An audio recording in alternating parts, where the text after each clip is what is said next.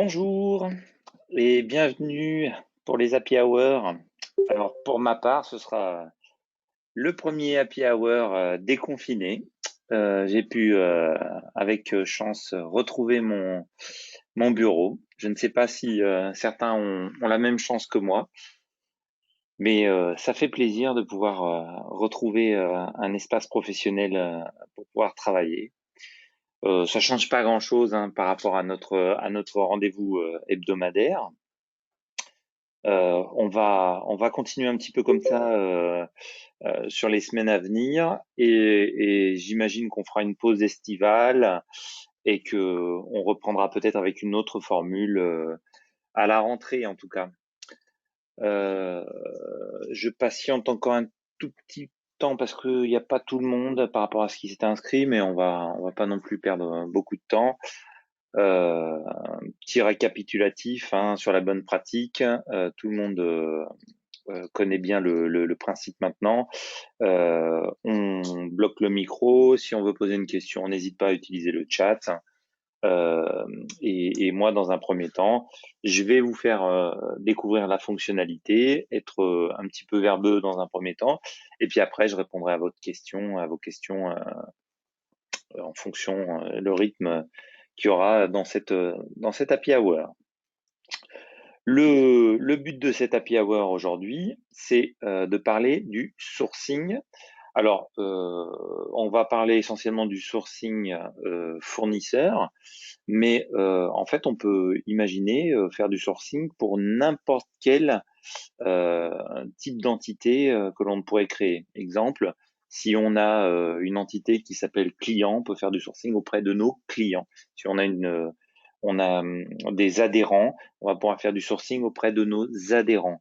Donc ça permet de pouvoir déclencher des mailings massifs hein, finalement pour soit simplement communiquer, cher fournisseur, voilà notre plan d'action marketing. Nous reviendrons vers vous avec une participation ou des actions directement dans OneBase. Le sourcing, il n'est pas forcément fait pour que le partenaire, que ce soit un adhérent ou autre chose, doive obligatoirement se connecter à la base OneBase. On peut se servir du sourcing simplement pour communiquer. En fait, le principe général qui est venu à un instant T, c'est de dire que plutôt que de créer des emails dans notre boîte Outlook ou un autre utilitaire, plutôt le faire directement dans la base, sachant que on connaît les fournisseurs, ils ont été créés dans le système. Et pour chaque fournisseur, on a la capacité de créer des logins. Et vu qu'OneBase, il n'y a pas de nombre limite d'utilisateurs, finalement, on peut imaginer pouvoir inviter un plus grand nombre de personnes à venir travailler dans notre OneBase. Voilà un peu le principe qui a fait émerger cette fonctionnalité dans OneBase. C'est une fonctionnalité qui est présente sur toutes les bases. Après, c'est une histoire, encore une fois, de droit qui, si vous ne voyez pas la fonctionnalité, soit votre administrateur système a décidé de ne pas activer la fonctionnalité, soit on demande à notre gestionnaire de projet de nous activer la démarche. Je vais juste couper les micros pour tout le monde afin que ce soit plus agréable. Voilà, c'est fait. On va aller directement dans notre base de test pour voir à quoi ça ressemble. Je me connecte comme d'habitude. Moi, je suis administrateur, donc j'ai un maximum de boutons qui apparaissent, mais c'est pas le cas pour tout le monde. Hein. Ça dépend des cas. Donc, les fonctionnalités de sourcing, on va les trouver dans l'onglet Projet. Et dans l'onglet Projet, on a Historique, Gestion de projet et Sourcing. Donc, c'est là qu'on va retrouver l'ensemble des éléments. Comme tout type de menu, on va avoir notre moteur de recherche, parce que finalement, on peut créer autant de sourcing qu'il y a de types de campagnes. Donc, on peut être plusieurs collaborateurs au sein de OneBase, plusieurs gestionnaires pour dire, moi, je vais créer un sourcing pour mes propres fournisseurs à moi, ceux dont je m'occupe. parce que je suis un chef de marché outillage, j'ai des besoins spécifiques, donc je vais créer un sourcing sur les fournisseurs d'outillage. Je peux créer, en fonction d'éléments, un sourcing pour les fournisseurs, un sourcing pour les adhérents. Donc, il peut y avoir plusieurs sourcings. Le sourcing pour 2020, le sourcing pour 2021, le sourcing pour le premier trimestre, deuxième trimestre, troisième trimestre. Il peut y avoir tout un tas de types de sourcing. Et comme partout dans OneBase, bah, on peut récupérer finalement le sourcing et le dupliquer pour dupliquer l'ensemble de ces paramétrages. Donc là, j'ai un sourcing qui est déjà pré-paramétré.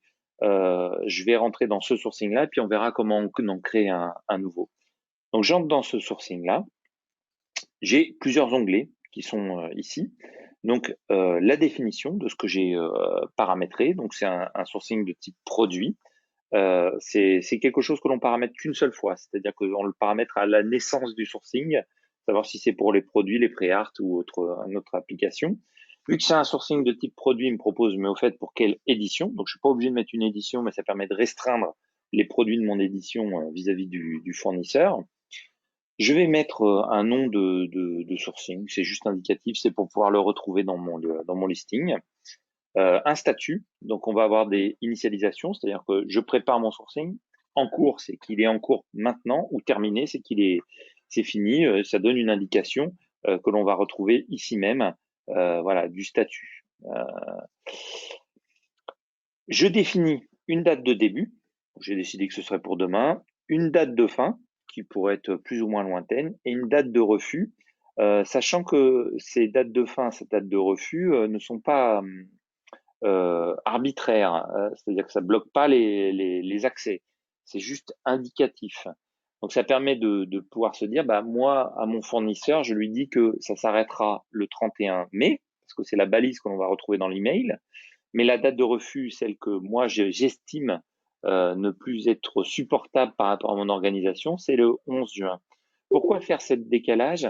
Parce que comme dans tout type de planning, il faut des plannings avec une double détente, ce que j'annonce et ce que j'ai réellement besoin.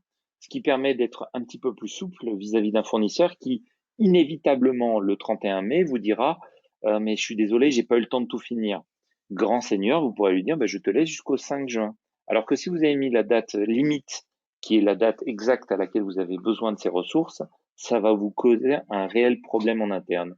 Donc ça, c'est pas du tout un problème de fonctionnement, c'est juste des bonnes pratiques. Voilà.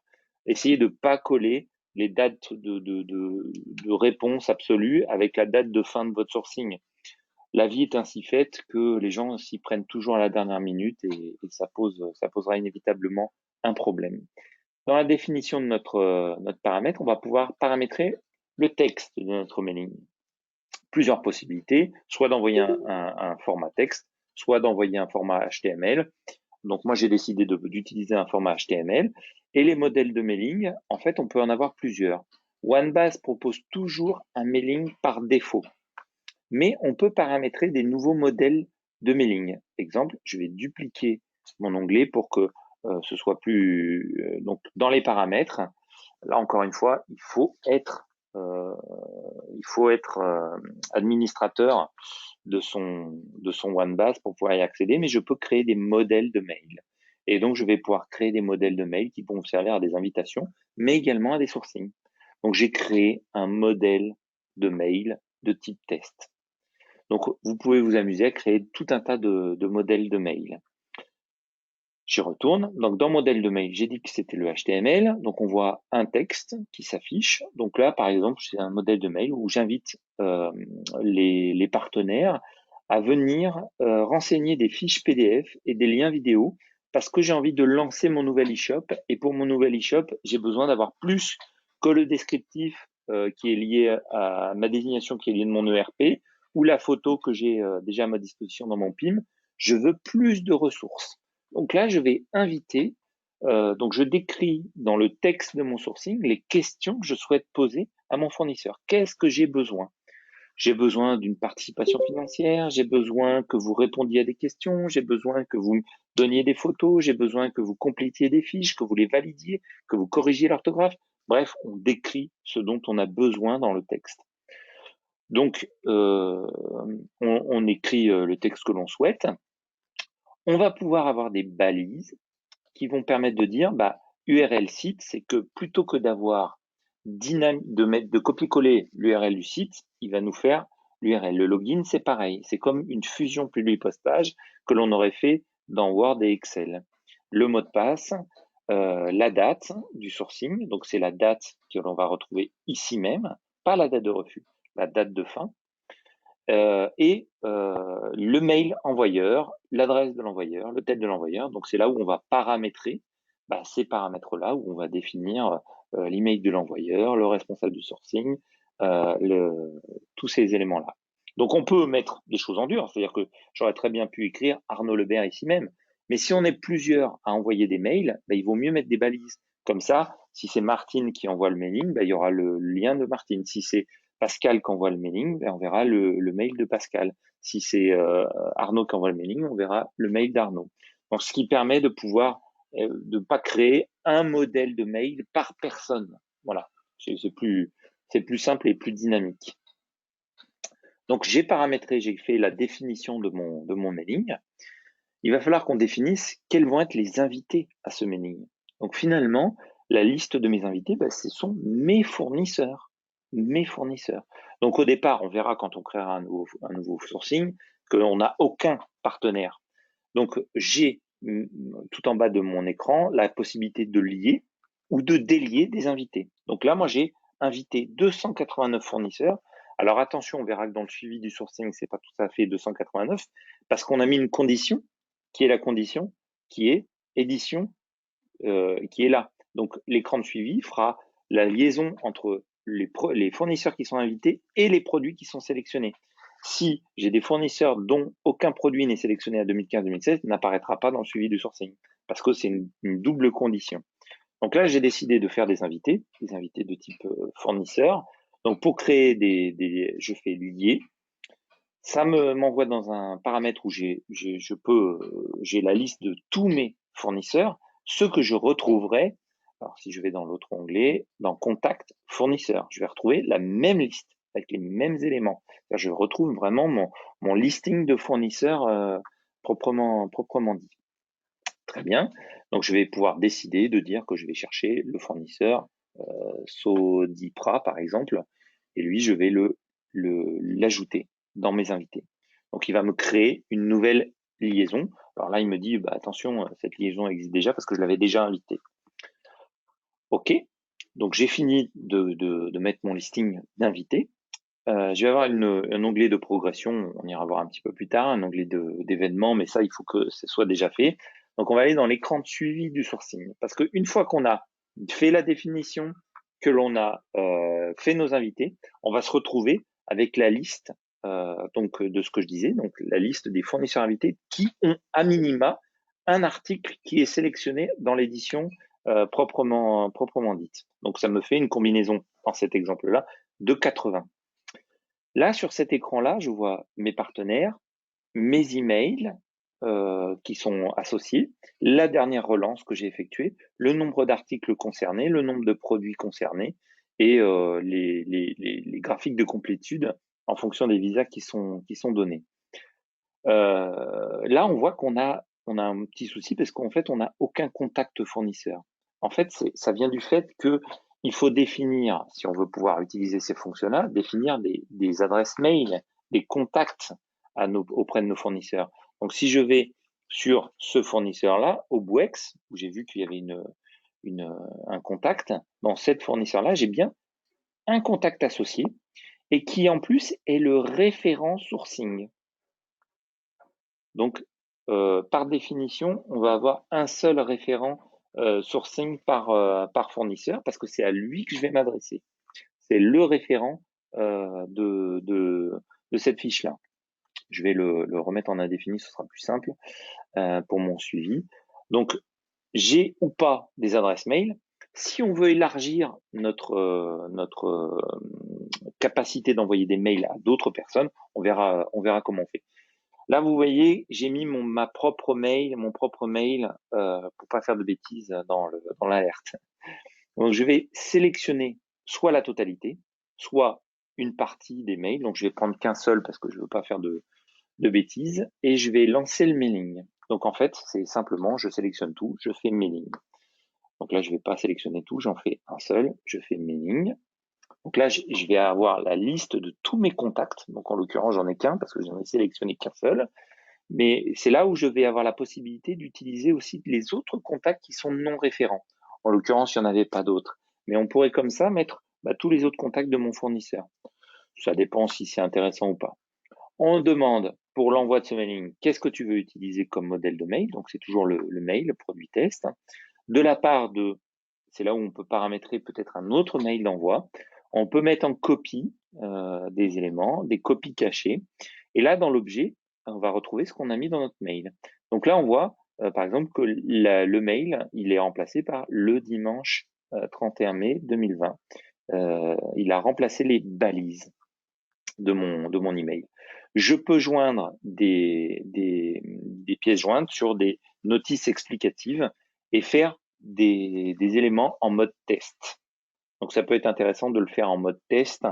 Ça, c'est comme la simulation dans les alertes mail. Ça n'envoie pas physiquement le mail.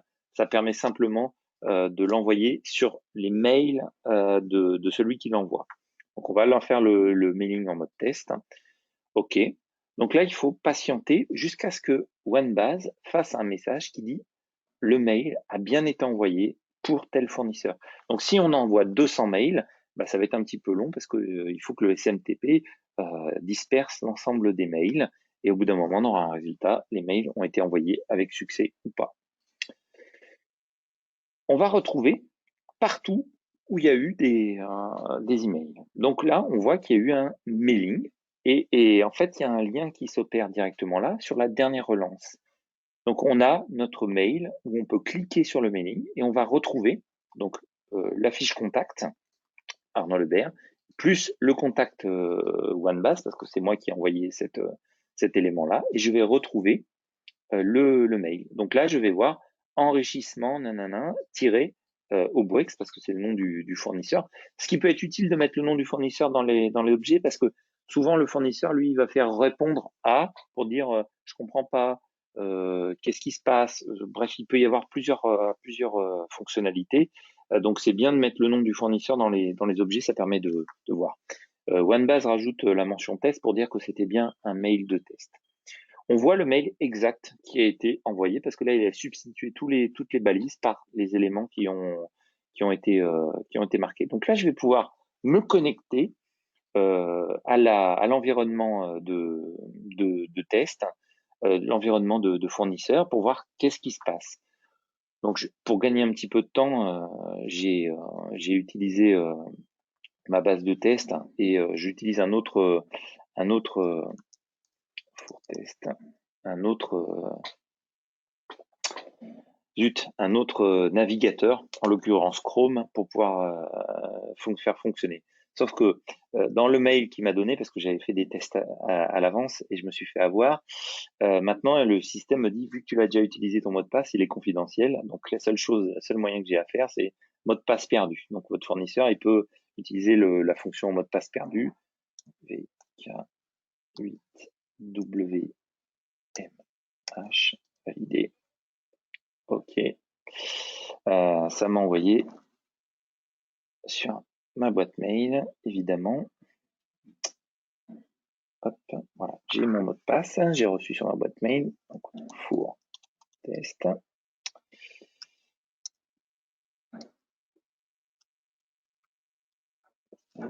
WIH. OK, connexion. Donc là, je vais me connecter comme un fournisseur.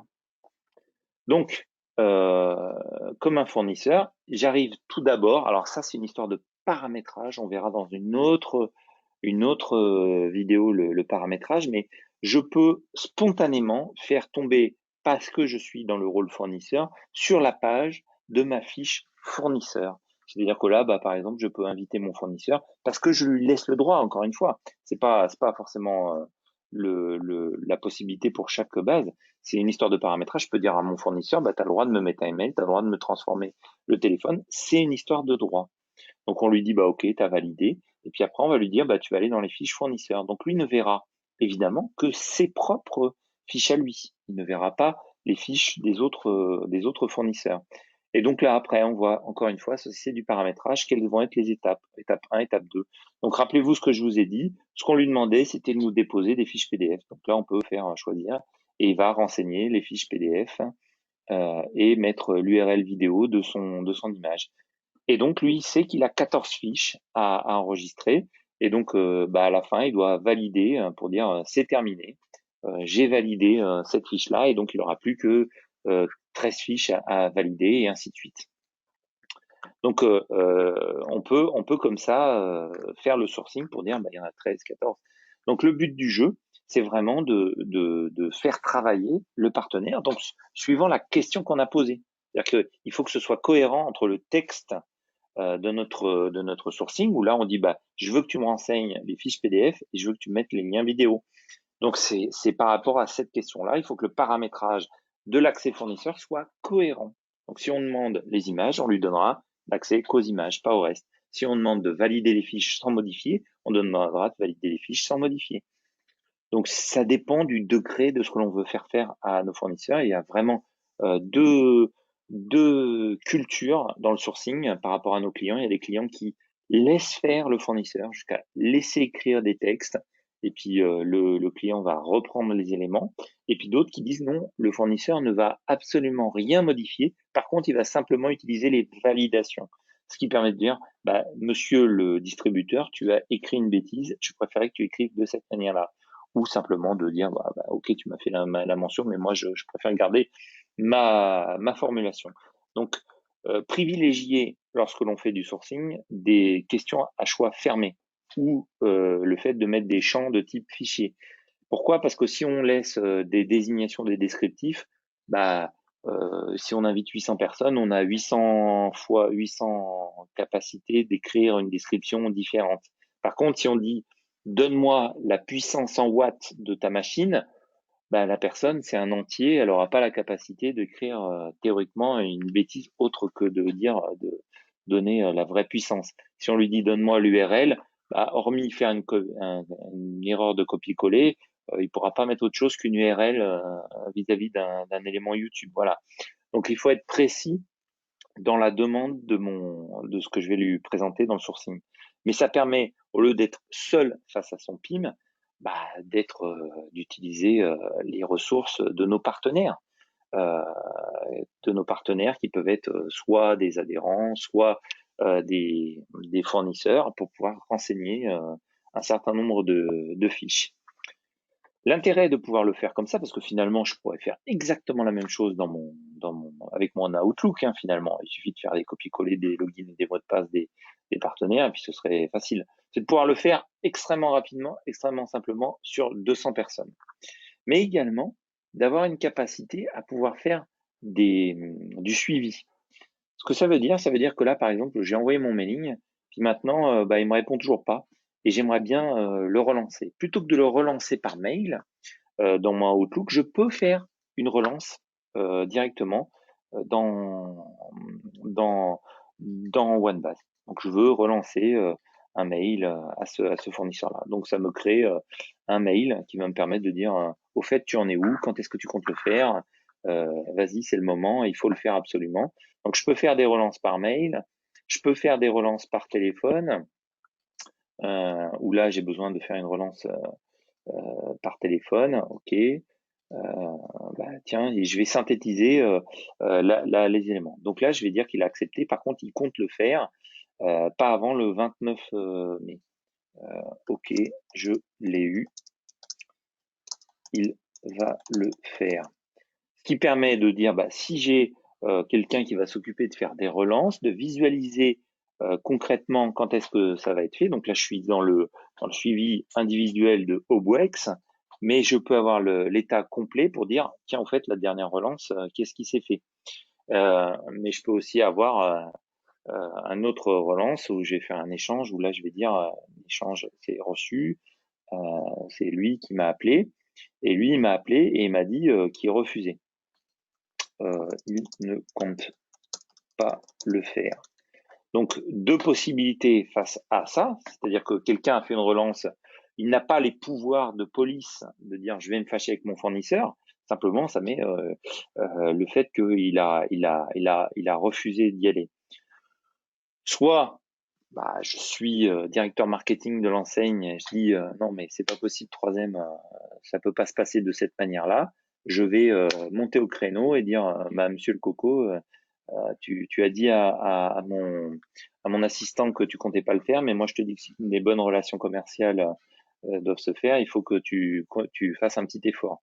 Bref, simplement, c'est pas fait pour se fâcher, c'est simplement pour avoir un état de fait, de visualiser qui fait quoi.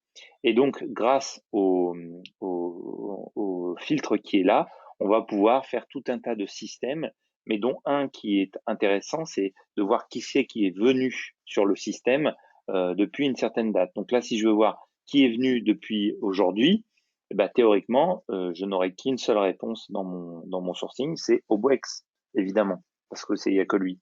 Mais ça me permet de voir qui est venu, qui n'est pas venu. Celui qui n'est pas venu, il peut pas vous dire c'est trop compliqué. C'est pas vrai. S'il n'est pas venu, il peut pas savoir que c'est compliqué ou c'est pas compliqué. Voilà. Donc on peut avoir des tas d'éléments. On peut aller un petit peu plus loin dans les filtres, mais ça deviendrait un peu compliqué. Je veux juste vous montrer comment on crée un sourcing. C'est extrêmement simple. Il suffit d'avoir les droits. Si on n'a pas les droits, on peut pas. Mais on peut les réclamer ou on peut demander à quelqu'un de le faire. Donc, quand on crée un sourcing, il nous demande simplement quelle nature de sourcing on veut, des sourcings de type produit ou de type pré-art. On met le type de sourcing en cours, en initialisation, date de début, date de fin. Bref, c'est extrêmement simple. Il suffit de suivre les champs obligatoires. C'est quelque chose qui nous a pris un peu de temps, la présentation, parce que là déjà il est 11h55, donc je veux vous donner la parole et savoir si vous avez des questions par rapport à ce qu'on a vu ce matin.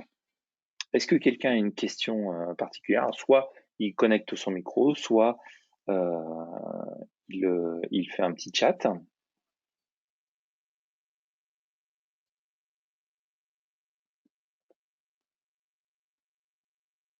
Pas de questions ce matin?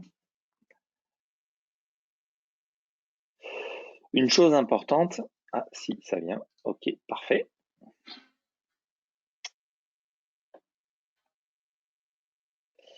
La question de Ludovic, c'est est-il possible de présenter l'interface pour les fournisseurs en anglais?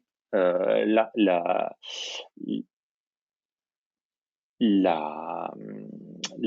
question est tout à fait intéressante.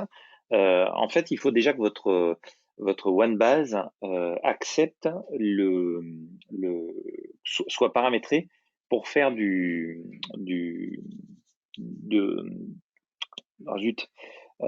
l'anglais, évidemment, de pouvoir faire du multilingue, excusez-moi. À partir de là, il va falloir paramétrer ces champs à la fois en français et à la fois en anglais pour qu'ils comprennent les différences. Après, la question, c'est est-ce qu'on veut stocker, c'est-à-dire la valeur de saisie, est-ce qu'on veut la stocker en français ou est-ce qu'on veut la stocker en anglais? Donc, en fonction de ça, le paramétrage sera différent. Et dans l'email de mail, on peut introduire une notion. J'envoie mon sourcing en fonction des données anglaises, j'envoie mes sourcings avec un modèle de mail en français, et je peux contraindre certains rôles. Donc, il faudra des rôles fournisseur français, fournisseur anglais, avec au disant, ce rôle-là, il est restreint à la langue d'interface en anglais ou à la langue d'interface ou la langue éditoriale anglaise. Donc, il y a tout un tas de paramétrages qui sont assez avancés il faut préalablement avoir traduit les champs. Enfin, tout dépend ce qu'on veut stocker. Si on veut stocker la valeur en français ou si on veut stocker la valeur en anglais. Une question de Guénaël qui dit pourriez-vous refaire la manipulation pour les échanges? Alors oui, avec plaisir. En fait, c'est dans les donc il faut que je retourne dans projet sourcing. Je vais dans mon suivi. Donc, il faut être dans le suivi.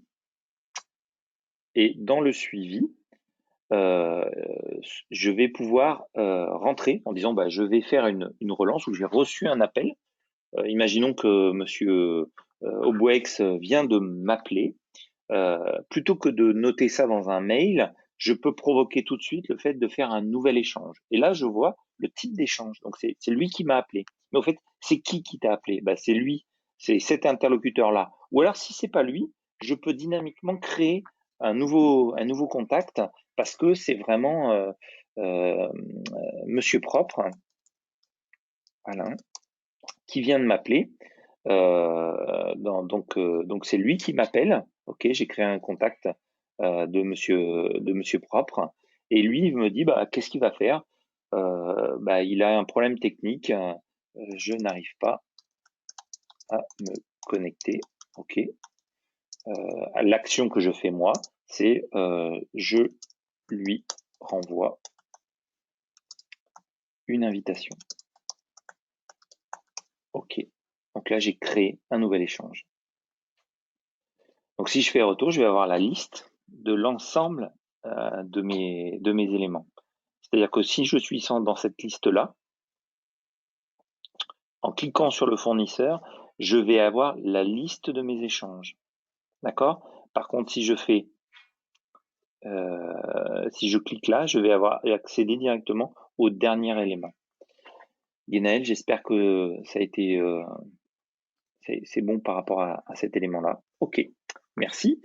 On a François qui me pose une question par rapport au workflow. Peut-on le paramétrer facilement? Alors, le workflow, c'est toujours compliqué. Donc, si on a bien compris la notion de workflow, il n'y a pas de raison qu'on n'arrive pas à définir ce que l'on veut faire. Évidemment, il faut paramétrer l'accès du rôle fournisseur en fonction de ce qu'on leur laisse faire. C'est-à-dire que si vous voulez les laisser toucher les articles, il faut leur donner accès aux articles. Si vous voulez leur donner accès aux photos, il faut donner l'accès aux photos. Si vous voulez donner accès aux champs produits, et donc après on peut créer différents visas ou différents workflows pour pouvoir le valider. Donc c'est pas toujours aisé, mais n'hésitez pas à nous contacter, soit les gestionnaires de projet, parce que là on touche un peu du doigt à des comment dire, à des expertises, soit à Emma qui elle est plus dans la manipulation de ces éléments-là. Mais une fois qu'on en a fait un, après ça devient relativement facilement. C'est assez facile à comprendre. D'accord? Moi, je vous conseille toujours, pour tester ces accès fournisseurs, d'utiliser deux navigateurs pour vraiment se rendre compte entre le paramétrage de ce que j'ai fait. Je le mets en lecture seule, je ne le mets pas en lecture seule. Là, par exemple, sur notre exemple, je vais aller sur cette fiche-là. Je vais sur info produit, très bien. Vous voyez, ce champ, il est modifiable parce que j'ai décidé de le mettre modifiable. Eh ben, je peux très bien décider moi dans ma partie catalogue en tant qu'administrateur. Alors, il faut être évidemment administrateur. Si je suis pas administrateur, je pourrais jamais paramétrer cet élément-là. Je vais aller sur le visa, sur le champ URL. Ok, très bien. Je suis sur le champ URL vidéo, c'est bien celui que je veux paramétrer. Et sur le champ URL vidéo, j'ai cet élément rôle, où là, pour le fournisseur, je peux très bien lui dire, ce champ, je vais le mettre en lecture seule. Très bien, j'enregistre. Si je le mets en lecture seule, cette fois, dans cet élément-là, je vais avoir, vous voyez, ce champ, il est paramétré en lecture seule. Donc, on peut comme ça paramétrer soit sur le rôle, complètement sur le visa, le paramétrage du visa, soit sur le champ par champ, voire une chose qui est un petit peu intéressante, c'est de rendre obligatoire pour ce rôle-là. C'est-à-dire que le champ URL devient obligatoire pour ce rôle-là. Qu'est-ce que ça veut dire? Ça veut dire que maintenant, dans cet écran-là, je vais avoir un petit bouton qui me dit « il est obligatoire ». Voilà, mais je ne l'ai pas rendu obligatoire pour mes autres partenaires de mon PIB. Voilà François, j'espère que j'ai répondu à votre question. Est-ce que quelqu'un d'autre a une question? Sinon, on est déjà à notre demi-heure. C'est passé très vite. Je vous donne rendez-vous la semaine prochaine pour un nouvel Happy Hour déconfiné. J'espère que vous pourrez retrouver vos bureaux également. Et à la semaine prochaine. À très vite, à bientôt.